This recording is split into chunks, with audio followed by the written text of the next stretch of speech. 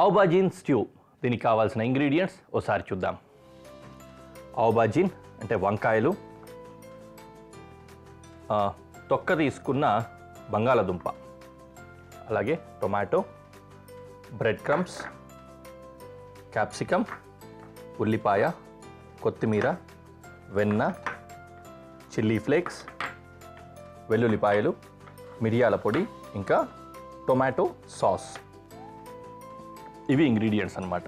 ఆవుబాజీన్ అని కూడా అంటారు వీటిని. ఎగ్ ప్లాంట్ అంటారు, ఆవుబాజీన్ అంటారు. వంకాయలకి వేరే వేరే పేర్లు ఉంటాయి. బ్రింజాల్ అని మాత్రం మన ఇండియాలోనే అంటుంటారు. నేను చాలాసార్లు చెప్పాను ఈ విషయాన్ని. బయట దేశాల వాళ్ళకి బ్రింజాల్ అంటే అర్థం కాదు. ఓకేనా, రైట్. ఎగ్ ప్లాంట్ అనేసరికి ఏంటంటే కొద్దిగా పెద్ద సైజులో ఉన్న వంకాయల్ని ఎగ్ ప్లాంట్ అంటారు, చిన్న సైజులో ఉన్న వాటిని ఆవుబాజీన్ అని ఇట్లా అంటూ ఉంటారు.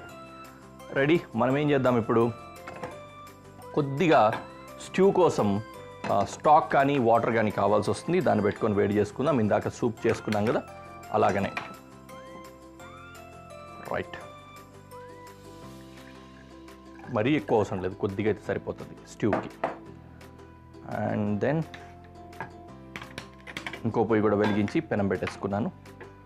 ఇందులో స్ట్యూ ప్రిపరేషన్ చేసుకుందాం. ఫస్ట్ యథావిధి వెల్లుల్లితో మొదలు. ఏదో ఒక యూట్యూబర్స్ అంటూ ఉంటారు, మంగళకరమా మంచిల్లా ఆరంభికులం అని. అదేవిధంగానే మనం ఇప్పుడు వెల్లుల్లిపాయలతో మొదలు పెట్టుకుంటాం.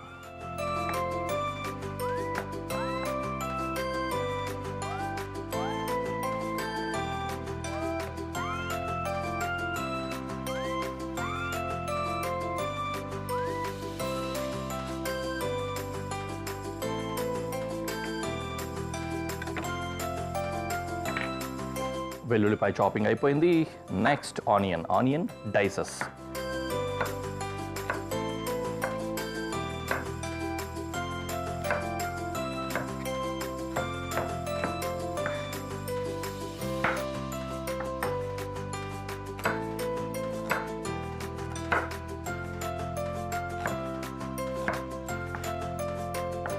డన్.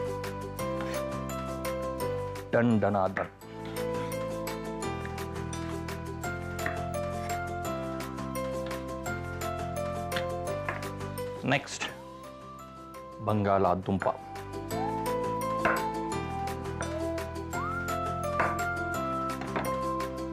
సైజెస్ మీరు చూసుకోండి, కొద్దిగా పెద్ద సైజు వేసినా కూడా ఇబ్బంది ఏం లేదు, లేదంటే మీడియం సైజ్ డైస్ కట్ చేసుకుంటే సరిపోతుంది.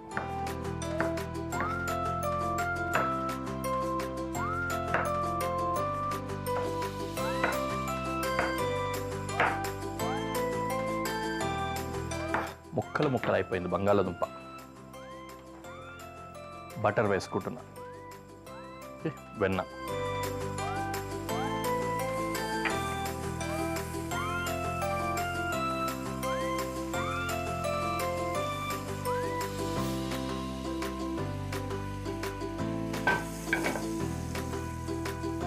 ఓకే.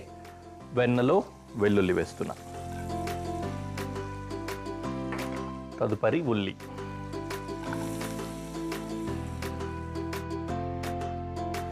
కానీ ప్రతిసారి మోహన్ బాబు గారు గుర్తొస్తున్నారు తెలుసా నాకు ఈ వంటలు చేసేటప్పుడు. నిమ్మ దానిమ్మ, ఆయన ఫేమస్ డైలాగ్ అన్నమాట, డైలాగ్ కింగ్. ఇలాగే ఉల్లి వెల్లుల్లి ఆ రైమింగ్ వస్తుంది.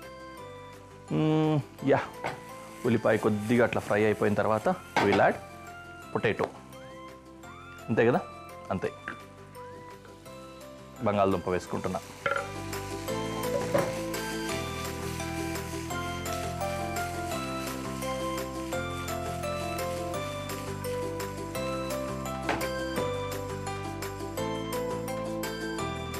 తర్వాత వంకాయ కట్ చేసుకుంటున్నాను.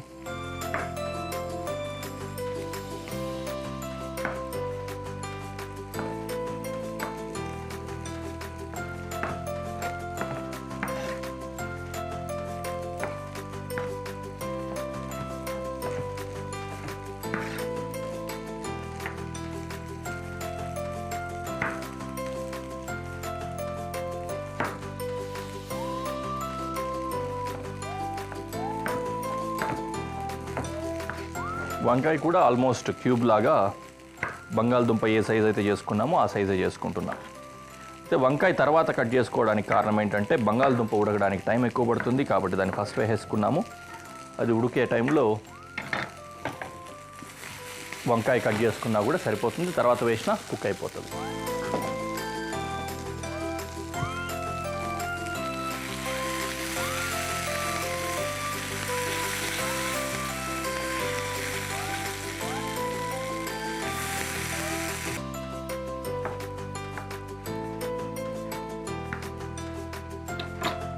డన్.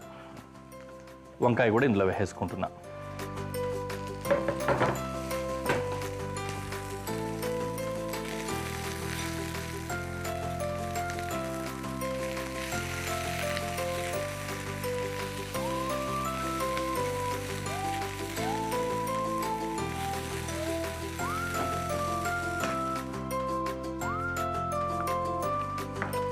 క్యాప్సికమ్,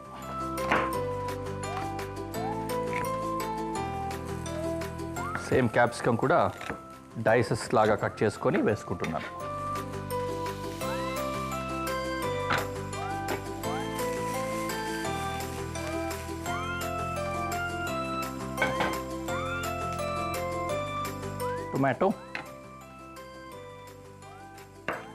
టొమాటో వేస్తే కొద్దిగా వెట్టి అయిపోతుంది. టొమాటో వేయడానికి ముందు ఒక ఇంగ్రీడియంట్ వేసుకుంటున్నా, ఫ్రై అవ్వడానికి హెల్ప్ అవుతుంది కదా, అందుకు బ్రెడ్ క్రమ్స్.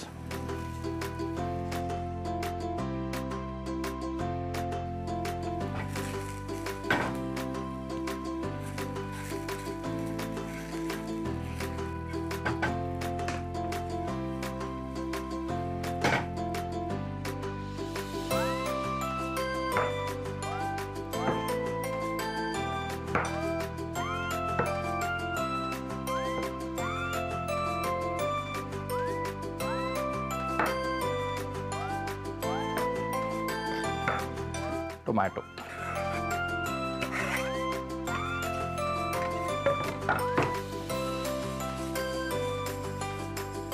చాలా చక్కగా ఫ్రై అయ్యాయి కదా. అసలు దీన్ని ఇలాగే సీజన్ చేసుకొని చక్కగా స్టార్టర్ లాగా తినేయచ్చు అన్నట్లుగా ఉంది నాకైతే. ఓకే, టొమాటో సాస్ ఇది కూడా వేసుకున్నాం ఇందులోకి.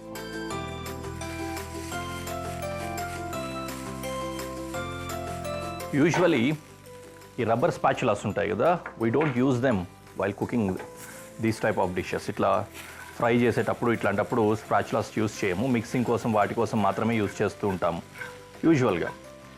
రీసెంట్గా నేను ట్రావెల్ చేసినప్పుడు ఢిల్లీ ఎయిర్పోర్ట్లో అక్కడ లైవ్ కౌంటర్ ఒకటి ఉండే విఐపి లాంజ్లో, అక్కడ చూశాను ఆమ్లెట్లు వాటిని తిరగేయడానికి తీయడానికి కూడా they are using rubber spatulas.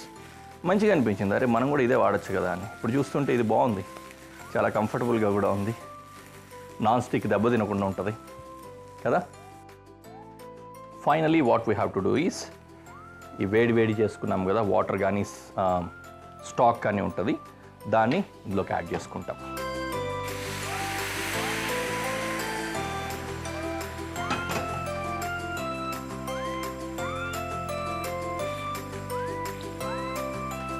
Nice, మంచి టెక్స్చర్ కూడా వచ్చింది. దీంట్లో కోరియాండర్ చాప్ చేసి లాస్ట్లో స్ప్రింకిల్ చేసుకోవడానికి పెట్టుకుంటున్నా.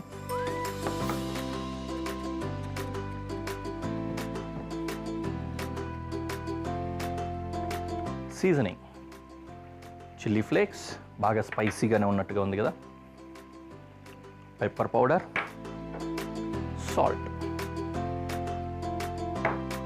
ఫైనలీ కోరియాండర్ స్ప్రింకిల్ చేస్తున్నాం. ఒక్కసారి అలా తిప్పేసుకొని దించేసుకుందాం. టడా, చక్కటి స్ట్యూ రెడీ అయిపోయింది. Let's go to presentation.